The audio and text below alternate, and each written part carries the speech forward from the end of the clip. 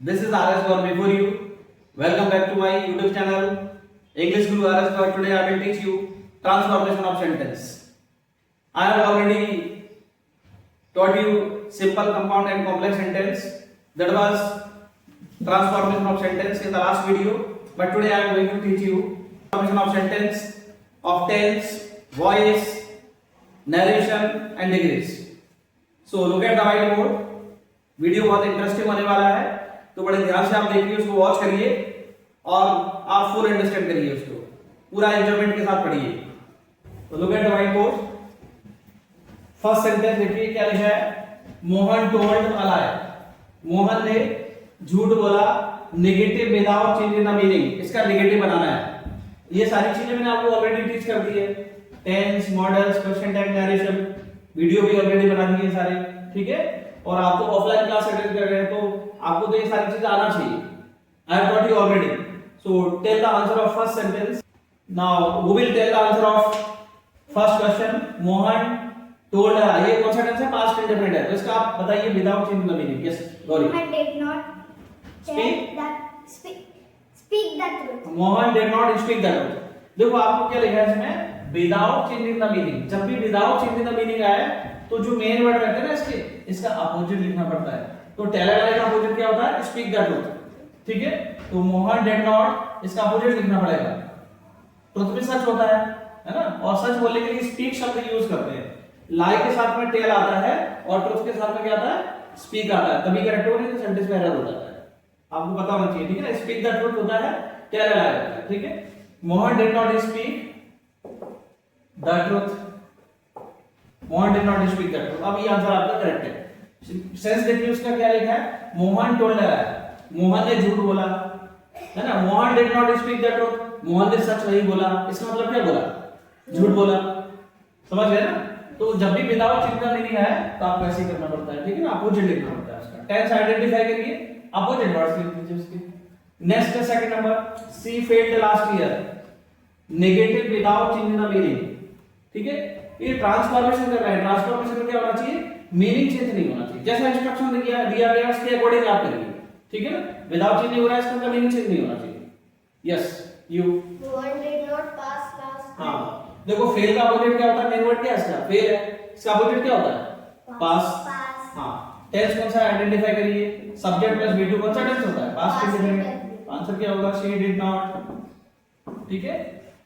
और फेल का अपोजिट पास लिख देंगे, डिड आता तो बी बनाता है। यहां पर ये सेकंड है, यहां पर फर्स्ट फॉर्म लिखा है, क्योंकि डिड का बी बनाता है, ठीक है। लास्ट ईयर, ये आपका आंसर हो गया। Now third one, he was not a regular student. ये कैसा है? नेगेटिव है। He was not a regular student, ठीक है ना। अब आपको क्या बनाना है? इसका अफर्मेटिव बनाना है विदाउट चेंजिंग द मीनिंग। इसमें भी आपको अपोजिट वर्ड लिखना पड़ेगा। Yes you tell. He was an irregular student. Correct. देखिए रेगुलर का अपोजिट क्या होगा? इरेगुलर, ठीक है। रेगुलर का अपोजिट इरेगुलर, तो आंसर क्या होगा? He was. अफर्मेटिव बनाना है, नॉट हटेगा, इसका अपोजिट लिखिए इरेगुलर। इरेगुलर में आई वोवेल है, ई आ रही है, फोनेटिक्स उसकी है ना, तो आपको एन आर्टिकल करना पड़ेगा, मींस आर्टिकल भी चेंज करना है, ठीक है। He was an irregular, he was an irregular student, ये आपका आंसर हो गया, ठीक है। तो रेगुलर का अपोजिट क्या होता है? रेगुलर। नाउ फोर्थ वन है, he was teaching a new lesson, change the voice. Yes you. A new lesson was taught by who? Being है बेटा, कंटीन्यूअस टेंस है ना। कंटीन्यूअस टेंस में क्या आता है? बीइंग आता है। हां बहुत ध्यान से देखिए, अभी कौन सा वॉइस है? देखो ये सब्जेक्ट है, ये पास्ट कंटीन्यूअस टेंस हो गया, न्यू लेसन इसमें ऑब्जेक्ट है, ये वर्ब है, ठीक है। सब्जेक्ट वर्ब ऑब्जेक्ट, ये पास्ट कंटीन्यूअस टेंस है। जो टेंस होते हैं वो एक्टिव होते हैं, एक्टिव से हमको पैसे बनाना पड़ता है, ठीक है। और इसमें मीनिंग चेंज नहीं होता, इसलिए इसको कहेंगे हम transformation of sentence. Meaning change नहीं होना चाहिए ना, तो हम क्या करेंगे? पैसिव वॉइस बनाएंगे। अभी एक्टिव एक्टिव बनाते हैं, इसका पैसिव वॉइस लिखा हुआ change the voice, then you have to identify कि ये एक्टिव वॉइस है या फिर ये पैसिव वॉइस है, ये आपको आइडेंटिफाई करना पड़ेगा, ठीक है। तो हमने पहचान लिया इसको, टेंस की तरह से लिखा गया तो एक्टिव है। पैसिव वॉइस बनाएंगे तो ऑब्जेक्ट से स्टार्ट होता है, आपको पैसिव बनाना पड़ेगा। इसमें आंसर होगा न्यू लेसन वाज बीइंग, ठीक है। बीइंग क्यों लगाया है? क्योंकि कंटीन्यूअस टेंस में लिखा गया है। अगर ये कंटीन्यूअस टेंस में रहता है तो आपको बीइंग लगाना पड़ेगा, उसके बाद V3 आएगा, ठीक है। टीच का थर्ड फॉर्म क्या होता है? बोलिए। Taught. टॉट होता है। A new lesson was being taught। अब देखो ही को हम कहाँ ले जाएंगे? इस ऑब्जेक्ट के प्लेस पर बाय लगा के लिखना पड़ता है। ही का ऑब्जेक्ट क्या होता है? एम होता है। Correct. Now fifth number, she was to blame others. Voice change करना है। Yes you. Others were not to be blamed by her. Correct. ये देखो पास्ट कंटीन्यूअस टेंस का एम्फसाइज है। ये पास्ट कंटीन्यूअस टेंस का एम्फसाइज फॉर्म है, इसलिए वाज के बाद टू लिखा है। अगर इसमें टू नहीं होता तो क्या होता? शी वाज ब्लेमिंग अदर्स, जैसे she was, he was teaching, ऐसे शी वाज ब्लेमिंग ऐसे होता। इसको एम्फसाइज किया गया इसलिए टू लगाया। आएगा तो इसमें बीइंग, लेकिन टू लगाया तो उसका आईएनजी हटाना पड़ेगा, क्योंकि टू के बाद हमेशा बी बनाता है। Subject, verb, object. अब वॉइस चेंज करना कहां से स्टार्ट करोगे? ऑब्जेक्ट से। अदर्स प्लूरल है तो वर्ब लगाएंगे, सेम टेंस की हेल्प में लगाएंगे। Word to be. देखो कंटीन्यूअस में क्या आता है? बीइंग आता है, ये लिखा, लेकिन इसमें टू लगाया तो फर्स्ट फॉर्म है। Others were to be, blame का फॉर्म क्या हो जाएगा? blamed, blamed by।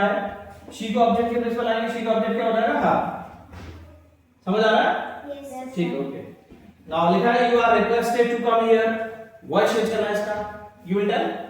You are requested to be come here. you। Please come here. हाँ, देखो you are requested to लिखा है, ये किसके बदले में आता है? प्लीज और काइंडली के बदले में आता है। you are requested to किसके बदले में आता है? Please and kindly. ये पैसिव वॉइस है। देखो you are requested is are के साथ वर्ब का थर्ड फॉर्म है, इसका मतलब ये पैसिव वॉइस है। आपको एक्टिव बनाना है, ट्रांसफॉर्म करना है, आपको आइडेंटिफाई करना है किस वॉइस में लिखा गया है। अगर पैसिव है तो एक्टिव बनाइए, एक्टिव है तो पैसिव बनाइए, है ना? तो आप क्या करेंगे? इसको एक्टिव वॉइस बनाएंगे। प्लीज के बदले में यू आर रिक्वेस्टेड का आता है, इसको हटा के प्लीज कर दो। प्लीज कम हियर, हो गया आंसर। राइट? अब समझ आ रहा है? नेक्स्ट इसके आगे और एक एग्जांपल हम सॉल्व करेंगे एक्सरसाइज के, तो इस बार ध्यान से बताना। अब मैंने आपको now look at the seventh sentence. अब हम नरेशन का ट्रांसफॉर्मेशन करेंगे, ठीक है ना? ये सेंटेंस किसका है? नरेशन का है। क्या लिखा है सेंटेंस में? They said to us you have to finish this work. ये इन्वर्टेड कोमा के अंदर लिखा रहता है तो क्या होता है? डायरेक्ट नरेशन होता है। कौन सा रहता है? Direct narration. ये कोमा इन्वर्टेड कोमा लगे, इसका मतलब डायरेक्ट नरेशन। अब आपको इसमें चेंज द नरेशन लिख के आएगा, आपको नरेशन चेंज करना है, आपको ट्रांसफॉर्म करना है। देन आपको डायरेक्ट से इनडायरेक्ट में करना पड़ेगा। जब डायरेक्ट से इनडायरेक्ट में करते हैं तो इन्वर्टेड कॉमास रिमूव करना पड़ता है, ठीक है ना? अब इनको रिमूव करेंगे तो आपको क्या करना पड़ेगा? ये सेंटेंस सबसे पहले देखिए, देखो सेट टू सब में लिखा है। ये सारे सेंटेंस जो लिखे हैं डायरेक्शन वाले, सब में सेट टू लिखा हुआ है। आपको क्या करना पड़ेगा? इन्वर्टेड कॉमा के अंदर वाला सेंटेंस देखिए।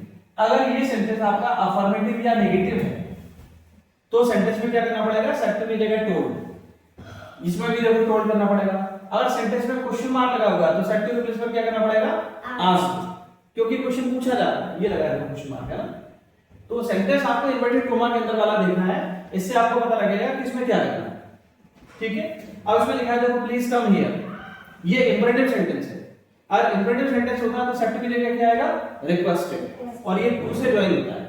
यहां पर भी कुछ चेंज होगा, ये क्वेश्चन वर्ड से ज्वाइन होगा, ये दैट से ज्वाइन होगा, ये भी दैट से होगा। अफर्मेटिव नेगेटिव होगा दैट से, एक्सक्लेमेटरी होगा दैट से, ठीक है ना?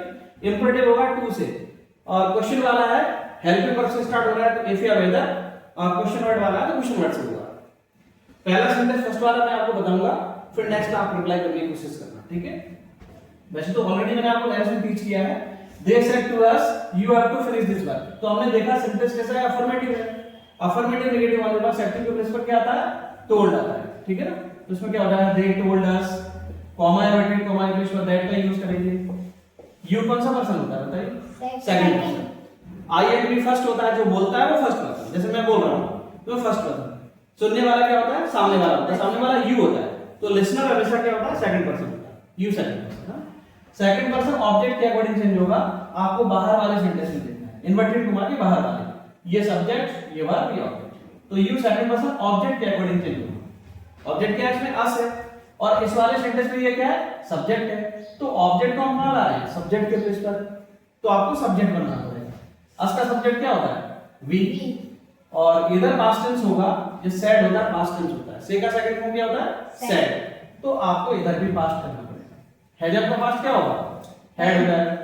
ही had to, sorry we had to finish this को किस में चेंज करेंगे? दैट में, ठीक है? We had to finish that work, ये बन गया दिस का दैट वर्क। अब आपके इन्वर्टेड कॉमास है, ये रिमूव डायरेक्ट से इनडायरेक्ट बन गया। Next sentence I will ask you, Ram said to me you can't solve this puzzle. Affirmative negative वाले पर क्या आता है? सेड टू के प्लेस पर टोल्ड आता है। Who will tell? Yes you. Ram told me that I couldn't solve that puzzle. Quite correct, सही है, राइट है। देखो सेंटेंस अफर्मेटिव नेगेटिव होने पर सेड टू का क्या हो जाता है? टोल्ड हो जाता है। Ram told me, comma inverted comma के प्लेस पर दैट लगाएंगे। यू सेकंड पर्सन ऑब्जेक्ट है, पड़े ऑब्जेक्ट देखो इसमें मी है, सब्जेक्ट के प्लेस पर लाएंगे तो क्या हो जाएगा? आई हो जाएगा। कैन का पास कुड हो जाएगा, कुडंट कर देना, नेगेटिव है ना, कुडंट सॉल्व दिस को हम किस में चेंज कर देंगे? दैट, ठीक है, तो इसका दैट हो जाता है। सारी चीज फास्ट में करना पड़ेगी। 9th नंबर, mother said to children what will you take in breakfast. Sentence question है, देखो है ना, क्वेश्चन पूछा जाता है, तो पूछने क्या बोलते हैं इंग्लिश में? आस्क। यस यू विल होता है। Mother asked children what they would take in breakfast. Correct, quite correct. देखिए मदर सेड टू के प्लेस पर क्या रहेगा? आस्क आ जाएगा। Mother asked the children, comma inverted comma English में आपको जो क्वेश्चन मार्क दिया होता है ना वही लिखना पड़ता है। अब ये कंजंक्शन का काम करता है। जब क्वेश्चन मार्क लगाया इसका मतलब ये क्वेश्चन वर्ड है, ठीक है, और जब क्वेश्चन मार्क हटेगा स्टेटमेंट बन जाएगा सेंटेंस, तो ये कंजंक्शन बन जाएगा। तो व्हाट कंजंक्शन भी बन जाता है, ठीक है ना, वो कंजंक्शन बन जाता है। विल को यू के बाद लिखेंगे, यू सेकंड पर्सन ऑब्जेक्ट के अकॉर्डिंग चिल्ड्रन है तो क्या हो जाएगा? दे। देखो क्वेश्चन और स्टेटमेंट में डिफरेंस क्या है? जब क्वेश्चन होगा तो सब्जेक्ट से पहले हेल्पिंग वर्ब लगती है, और जब स्टेटमेंट होगा तो सब्जेक्ट के बाद हेल्पिंग वर्ब होगी। इसलिए हम क्या करेंगे? इस हेल्पिंग वर्ब को सब्जेक्ट के बाद ले जाएंगे, ठीक है। तो विल का पास्ट क्या हो जाता है? वुड हो जाता है। They would take in breakfast, ठीक है, they would take in breakfast, और यहां पर फुल स्टॉप लगा देना, हो गया। Now 10 number, she said to me please come here. Narration change करना, बताइए। She requested to me to go there. इसमें टू आएगा क्या? सेड टू को रिक्वेस्टेड में चेंज कर देते हैं, टू नहीं आता इसमें। हाँ, जैसे एडवाइस वाला है तो एडवाइस हो जाएगा, रिक्वेस्ट वाला है रिक्वेस्टेड हो जाएगा, मना किया जा रहा है तो फॉरबिडन हो जाएगा, ऐसे होता है। तो इसमें देखो रिक्वेस्ट हो रहा है तो आप रिक्वेस्टेड कर दीजिए। आंसर होगा सी रिक्वेस्टेड मी, ठीक है ना। प्लीज हट जाएगा, टू से ज्वाइन करते हैं। इंपोर्टेंट सेंटेंस की पहचान क्या होती है? ये V1 से स्टार्ट होता है, नेगेटिव का डॉट से स्टार्ट होगा, नेवर से स्टार्ट होगा, इंपरेटिव होगा जैसे तो टू से ज्वाइन होता है। प्लीज वाला है रिक्वेस्टेड आता है, टू से ज्वाइन होगा। कम का क्या हो जाता है? वो हो जाता है हियर का देयर। जब भी कम हियर साथ साथ दिए रखा हो तो आपको वो देयर कर देना चाहिए, ठीक है।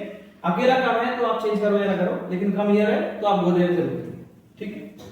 नाउ 11th नंबर क्या लिखा है? They are doing exercise. इसका वॉइस चेंज करना है। देखो ट्रांसफॉर्मेशन टेंस का होता है, वॉइस का होता है, नरेशन का होता है, डिग्रीज का होता है, सिंपल से कंपाउंड, कंपाउंड से कॉम्प्लेक्स, कॉम्प्लेक्स से सिंपल, ऐसे भी चेंज होता है, ठीक है ना। तो आप इसमें सारी चीजों को हम सीख रहे हैं, किसका? टेंस का, मॉडल्स का, वॉइस का, डिग्रीज का, ठीक है। तो आप वॉइस का देखिए क्या लिखा है? They are doing exercise. Yes you. Exercise is being done by them. Correct. देखो कंटीन्यूअस टेंस है, ये सब्जेक्ट है, ये वर्ब का आईएनजी फॉर्म है, ये ऑब्जेक्ट है, प्रेजेंट कंटीन्यूअस है ना, तो ये टेंस है। टेंस क्या होता है? एक्टिव वॉइस होता है। अब आपको ये चेंज करना वॉइस, तो इसका होता है पैसिव वॉइस, ठीक है। तो पैसिव वॉइस ऑब्जेक्ट से स्टार्ट होता है, एक्सरसाइज से स्टार्ट करेंगे आप, एक्सरसाइज इज बीइंग, ठीक है। डू का थर्ड फॉर्म क्या होता है? डन होता है, डन बाय। दे को ऑब्जेक्ट के प्लेस पर लाएंगे, दे का ऑब्जेक्ट देम हो जाएगा। 12 नंबर, डोंट स्टैंड हियर, ये इंपरेटिव सेंटेंस है, इंपरेटिव है ना, इसका वॉइस चेंज करना मैंने आपको बताया। इंपरेटिव प्लीज होगा, यू आर रिक्वेस्टेड टू, मना किया जा रहा है, यू आर फॉरबिडन टू, है ना, सलाह दी जा रही है, एडवाइस दी जा रही है, you are advised to. Yes you. You are forbidden to stand here. Correct. देखो डोंट स्टैंड हियर, यहां पर खड़े मत हो, मना कर रहे हैं, ठीक है ना। तो जो टोन रहती है, टोन एंड लिटरेचर पढ़ा है, मना कर रहा है, तो मना किया जा रहा है तो डोंट आएगा इसमें। डोंट के लिए हम क्या करते हैं? You are forbidden, you are forbidden.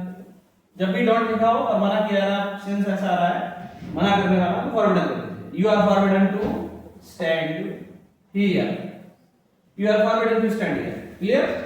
Now 30 number, let me sit here, voice change करना है इसका। लेट वाले में क्या होता है? I should be allowed. Should be allowed होता है। Yes yes, I should be allowed to sit here. Very good, very fine. देखिए लेट मी लिखा है, सिंगल ऑब्जेक्ट होता है, तो इस ऑब्जेक्ट को क्या करेंगे?